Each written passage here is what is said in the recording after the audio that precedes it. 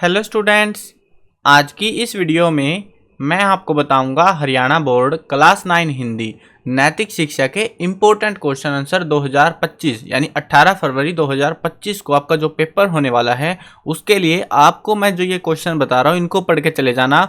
एक भी क्वेश्चन आपको नैतिक शिक्षा में बाहर से नहीं मिलेगा। शुरू करते हैं वीडियो को। मैं हूँ अजय और आप देख रहे हैं CCL चैप्टर। लेकिन वीडियो शुरू करने से पहले आपको बता दूं, अगर आपको हरियाणा बोर्ड क्लास 9 के किसी भी सब्जेक्ट के important questions, old question paper solutions की या फिर मॉडल पेपर सॉल्यूशंस की वीडियो देखनी है, डिस्क्रिप्शन में प्लेलिस्ट का लिंक मिल जाएगा, वहां से देख सकते हो। उसके अलावा आपको एक वेबसाइट के बारे में बता देता हूँ। गूगल पर जाओ और ये नाम सर्च करो cclchapter.com। ये वाली वेबसाइट पर आपको हरियाणा बोर्ड का एक सेक्शन मिल जाएगा जिसके अंदर आपको important question, old paper, model paper सब चीज़ों की PDF वगैरह डाउनलोड करने को मिल जाएगी और आप अपनी तैयारी बेहतरीन तरीके से कर सकते हो। वीडियो के लास्ट में विजिट करके भी दिखा दूंगा आपको। अब शुरू करते हैं। आपकी जो बुक है आदर्श जीवन मूल्य, अब इसके अंदर 9 पार्ट हैं आपके। अब जो नैतिक शिक्षा वाली किताब है इसमें 9 पार्ट हैं। कुछ बच्चों को जो है पुरानी किताबें भी बेच दी गई जिनमें 17-18 वाले पार्ट है, तो ध्यान से देख लेना। अपने 9 पार्ट है, ये आपके पाठों के नाम है। ये वाली बुक आपकी लगी हुई है हरियाणा बोर्ड के अंदर, ठीक है। पहला पार्ट देखते हैं। पार्ट का नाम है पुरुषार्थ को परमात्मा का स्वरूप, ठीक है। इसके क्वेश्चन और आंसर मैंने साथ में दे रखे हैं वेबसाइट पर, ताकि आप अपनी तैयारी में बिल्कुल कमी ना छोड़ो, क्योंकि नई बुक है और काफ़ी सारे बच्चे कंफ्यूज हुए रहते हैं कि सर कहाँ से आंसर मिलेंगे, कहाँ से ढूंढे। तो मैंने आंसर के साथ बना दी ये वाली बुक को, ठीक है। चलो प्रश्न नंबर 1 देखते हैं पहले पार्ट का। अपने भीतर की विलक्षण विचार शक्ति को जगाकर हम किस प्रकार लाभान्वित हो सकते हैं, यानी कैसे फायदा उठा सकते हैं। अपने भीतर की विलक्षण विचार शक्ति को जगाकर हम अपने जीवन में साहस, उत्साह और दृढ़ निश्चय की भावना के साथ जीवन को जीने का संकल्प कर सकते हैं। विचार शक्ति के जागृत होने पर हम जीवन में कभी भी अधर्म के साथ नहीं होंगे, हम हमेशा धर्म और सच्चाई के मार्ग पर ही चलेंगे। तो ये इसका आंसर रहेगा। आंसर्स को याद कर लेना, जैसे लिखे हुए हैं इसी तरीके से आप याद कर सकते हो। प्रश्न नंबर 2, अर्जुन को ही श्री कृष्ण का आश्रय क्यों मिला।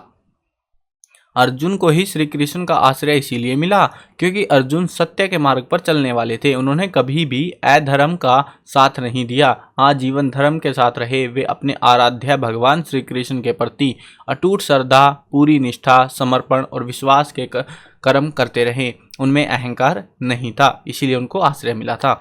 अगला प्रश्न देखो, यहाँ पे मार्किंग में नंबर 3 और 4 ऐसे आना था। जीवन में सुख और ऐश्वर्य होने के बावजूद भी पतन की संभावनाएं क्यों बनी रहती है। पतन यानी बर्बादी की। जीवन में सुख और ऐश्वर्य होने के बावजूद भी पतन की संभावनाएं बनी रहती है क्योंकि हम इनके साथ नीति को नहीं अपनाते। क्योंकि यदि विजय के साथ विभूति नहीं और सुख के साथ सन्मति नहीं, तो यह सब मिलने पर भी कहीं ना कहीं पतन की संभावनाएं बनी रहती हैं।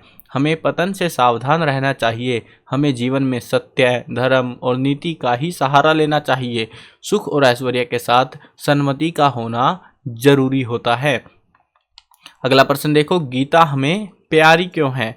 जिस प्रकार माँ चाहती है कि मेरा बच्चा किसी भी कार्य क्षेत्र यानी जहाँ पर काम करता है उसमें असफल न हो और वह हर क्षेत्र में ऊंचाइयों की ओर अग्रसर होता रहे, उसी प्रकार गीता भी चाहती है कि मेरे उपदेशों का अनुसरण करने वाला मेरा बच्चा जीवन में कामयाब हो, जीवन में कभी भी उसका पतन न हो यानी बर्बादी ना आए। इसीलिए गीता हमें प्यारी है, यही वो रीजन है। अगला पार्ट देखो, पार्ट नंबर 2, आजर्वम का पहला प्रश्न है, जीवन में दिव्य लक्षणों का क्या महत्व है। बहुत इंपॉर्टेंट क्वेश्चन है ये, हाईएस्ट पॉसिबिलिटी है। वैसे तो जो क्वेश्चन है बहुत ज़्यादा सिलेक्टेड क्वेश्चंस हैं, टीचर्स के एक्सपीरियंस बेस पर मैंने जो है इनको सिलेक्ट कराया हुआ है क्वेश्चंस को, और आपको जो क्वेश्चन मिलेंगे इनसे बाहर नहीं मिलेंगे अगर आप इनको अच्छे से करके जाते हो, ठीक है। पिछली बार भी मैं हर बार आपको प्रोवाइड कराता हूँ, हर बार आपके साथ जो है जो हिंदी का हो गया या बाकी सब्जेक्ट जो क्वेश्चन प्रोवाइड कराता हूँ, जो बच्चा पूरा पढ़ के जाता है उनका स्कोर 90+ ही जाता है, ठीक है। वो आपके ऊपर है, आप पढ़ के जाते हो नहीं जाते हो, क्या करते हो क्या नहीं करते। जो मैं सजेशंस आपको देता हूँ, भाई ये पढ़ लेना, ये जरूरी है, वो अगर आप फॉलो करते हो तो आपका स्कोर बिल्कुल बेहतरीन हो जाता है। अब यहाँ पे देखो, इस प्रश्न को सोल्व करते हैं, आगे बढ़ते हैं। जीवन में दिव्य लक्षणों का क्या महत्व है। जीवन में दिव्य लक्षणों का अत्यधिक महत्व होता है। ये लक्षण जहां हमारी अच्छी पढ़ाई में सहायक होंगे, दिव्य लक्षण यानी कह सकते हो स्किल या जो भी है नॉलेज कह सकते हो एक तरीके से, वही भविष्य में जीवन को एक उचित आधार देकर आपके जीवन में छुपी हुई महानता को उजागर करेंगे। जिस प्रकार अच्छी पढ़ाई केवल वर्तमान समय के लिए नहीं होती बल्कि अपने अच्छे करियर और नीति पूर्वक धनोपार्जन यानी धन को कमाने, पैसा कमाने के द्वारा समग्र जीवन का अच्छा आधार भी होती है अच्छी शिक्षा, अच्छी पढ़ाई। उसी प्रकार उपरोक्त गुण वर्तमान समय के लिए नहीं बल्कि आपके संपूर्ण जीवन की अक्षय निधि भी होते हैं, यानी आधार होते हैं, जो आपके लक्षण होते हैं। अगला प्रश्न देखो, आजर्वम के रूप में गीता के कृष्ण वास्तव में क्या कहना चाहते हैं? आजर्वम शब्द का अर्थ होता है स्वभाव की सरलता, सहजता और सीधापन, यानी कि कहा जाए तो किसी प्रकार की अकड़, अभिमान व छल कपट का हमेशा के लिए अभाव, कमी, यानी कि धोखेधड़ी वाला बंदा नहीं हो। आजर्वम के रूप में गीता के श्री कृष्ण कहना चाहते हैं कि जो हम नहीं हैं वह दिखाना, उसे अहम पूर्वक प्रकट करना, ऐसा खोटा सिक्का अधिक समय तक नहीं चलता। इस प्रकार के व्यवहार से ना तो हमें कभी उचित सम्मान मिलता है और न ही हम किसी का आशीर्वाद प्राप्त कर सकते हैं। अगला प्रश्न देखो, दुर्योधन अपने गुरु और बड़ों का आशीर्वाद क्यों नहीं ले पाया?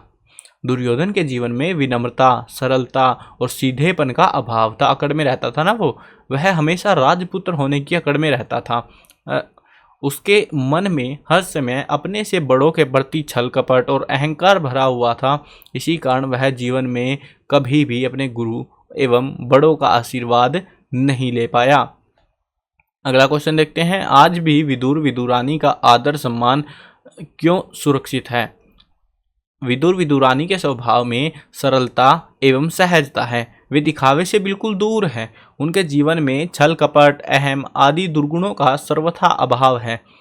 उनके निश्चल प्रेम भाव को देखकर ही भगवान श्री कृष्ण उनकी साधारण सी कुटिया में पहुंचते हैं और उनसे फल साग मांग कर खाते हैं। इन्हीं गुणों के कारण आज भी विदुर विदुरानी का सम्मान सुरक्षित है। अगला पाठ देखो, पाठ नंबर 3 है आपका, बुद्धि अच्छी रहे। भगवत गीता में अत्यधिक महत्व किसे दिया गया है और क्यों? भगवत गीता में सबसे अधिक महत्व बुद्धि को दिया गया है, क्योंकि बुद्धि के आश्रय से ही हमारी जीवन यात्रा आगे बढ़ती है। गीता में स्पष्ट संकेत किया गया है कि बुद्धि का उचित प्रयोग करो। बुद्धि पर संगति का क्या प्रभाव पड़ता है? बुद्धि संगति के प्रभाव से ही बनती या बिगड़ती है। संगति अच्छी होगी तो बिगड़ी हुई बुद्धि भी संवर जाएगी और सही निर्णय करने लगेगी, लेकिन यदि संगति ही बिगड़ी हुई होगी तो अच्छी भली बुद्धि को भी बिगाड़ देगी। अगला प्रश्न देखो, किसके प्रभाव में आकर कैकेयी ने राम के लिए 14 वर्ष का वनवास मांगा था? कुसंगति के प्रभाव में आकर कैकेयी ने राम के लिए 14 वर्ष का वनवास मांगा था। कैकेयी प्रभु श्री राम से बहुत अधिक प्रेम करती थी, परंतु मंथरा की कुसंगति यानी बुरी संगत ने कैकेयी की बुद्धि पर अपना प्रभाव जमा लिया, जिसके परिणाम स्वरूप उसने महाराज दशरथ से राम के लिए 14 वर्ष का वनवास मांगा। अगला पाठ देखो, पाठ नंबर 4 है, अच्छाई पर दृढ़ रहो। प्रश्न नंबर 1, भगवत गीता की महत्वपूर्ण विशेषता क्या है? भगवत गीता की मुख्य विशेषता दृष्टांत के द्वारा सिद्धांत को स्पष्ट करना है। गीता में ऐसे अनेक भाव हैं जिन्हें समझने में कुछ कठिनाई महसूस हुई या गीता उपदेष्टा भगवान श्री कृष्ण को ऐसा लगा कि इस विषय को सहजता और सरलता से अच्छी और व्यापक प्रेरणा बनाए जाने की आवश्यकता है, वहाँ कोई सरल व्यावहारिक दृष्टांत साथ जोड़ दिया। यहाँ इसी उद्देश्य की पूर्ति के लिए कमल के पत्ते का उदाहरण भी दिया गया है। अगला प्रश्न देखो, कमल के पत्ते से हमें क्या प्रेरणा मिलती है? कमल के पत्ते से हमें प्रेरणा मिलती है कि जिस प्रकार वह जल से उत्पन्न होकर, यानी जल में उगता है ना कमल का पौधा, तो जल से उत्पन्न होकर और जल में रहकर भी जल से निर्लिप्त रहता है, यानी कि जल उसके अंदर नहीं ठहर पाता ना, उसी प्रकार हमें भी अपने कर्म करते रहने चाहिए।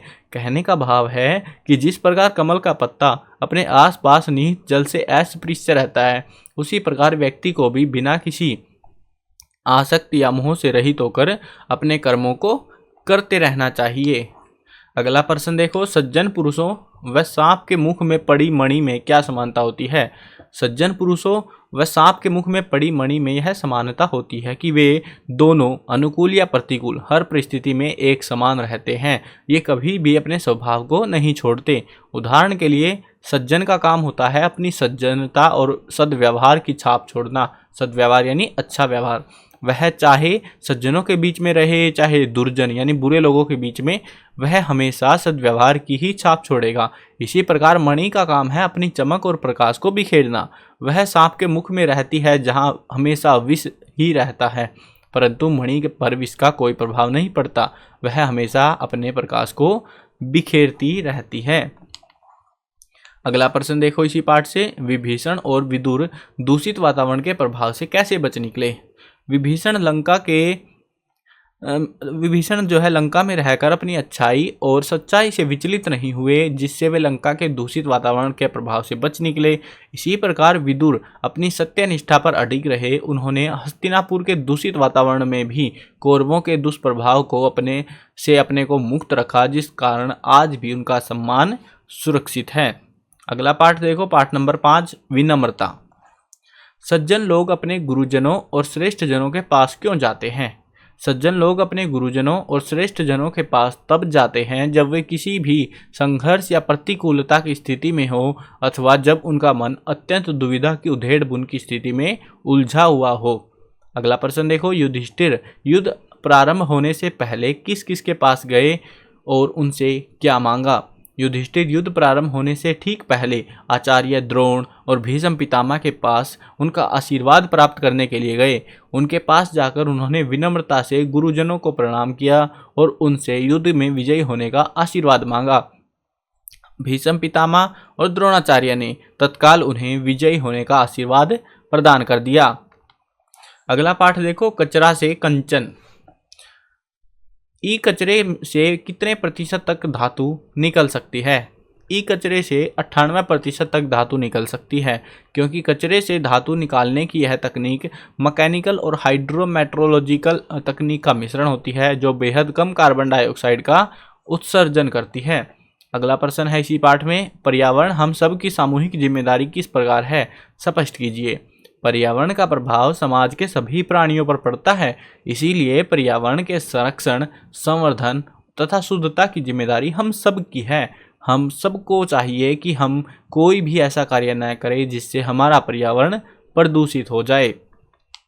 अगला पाठ देखो, पाठ नंबर 7, छत्रपति शिवाजी महाराज। सबसे इंपॉर्टेंट चैप्टर रहेगा, इसमें से क्वेश्चन आएगा ही आएगा, और दूसरा क्वेश्चन आने की पॉसिबिलिटी लगभग 90% है, मतलब बहुत हाई पॉसिबिलिटी है ये वाला क्वेश्चन मिले आपको। चलो अब क्वेश्चन देख लो इस चैप्टर के भी। शिवाजी के व्यक्तित्व निर्माण में उनकी माँ की क्या भूमिका थी।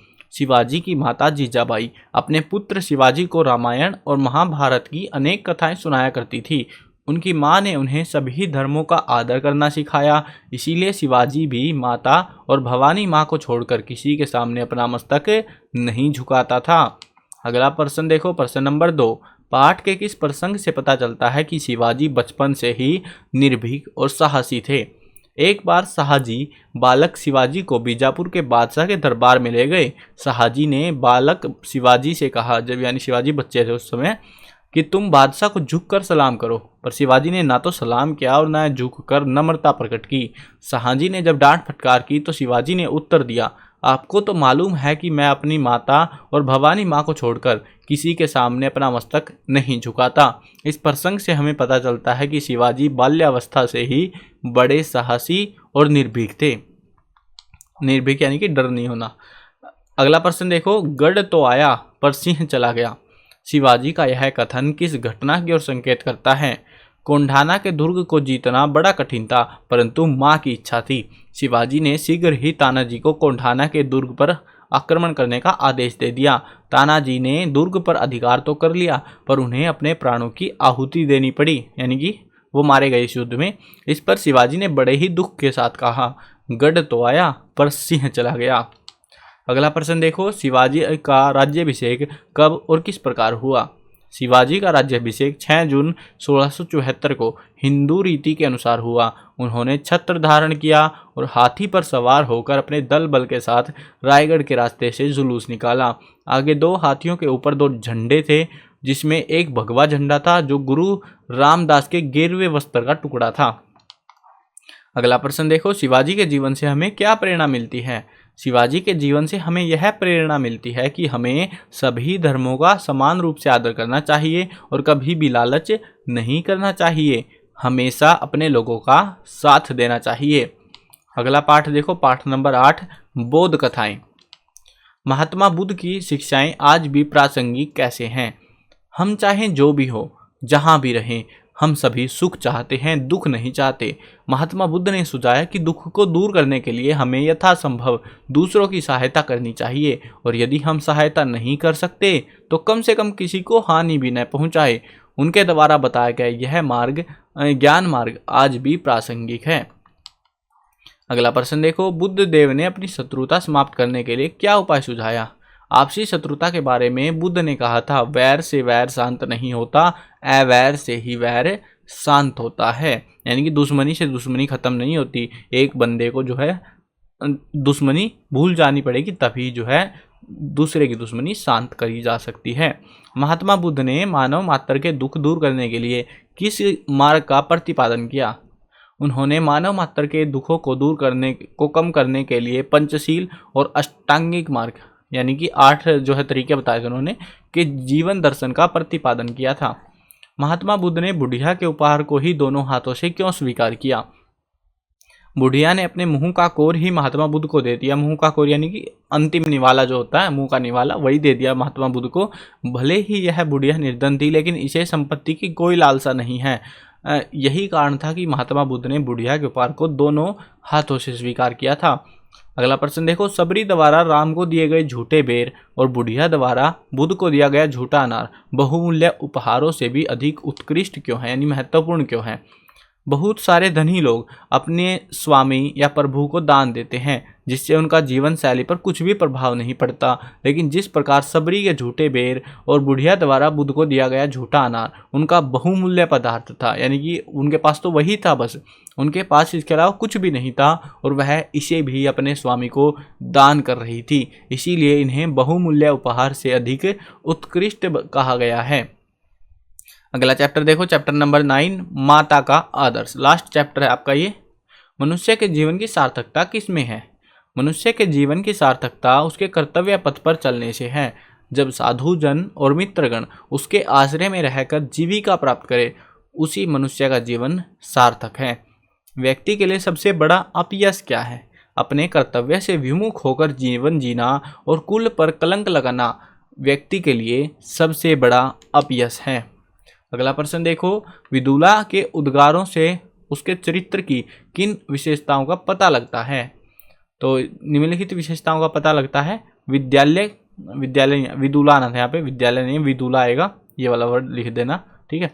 विदुला एक क्षत्राणी स्त्री थी। वह श्रेष्ठ क्षत्रिय कुल की कुलवधु और पत्नी थी।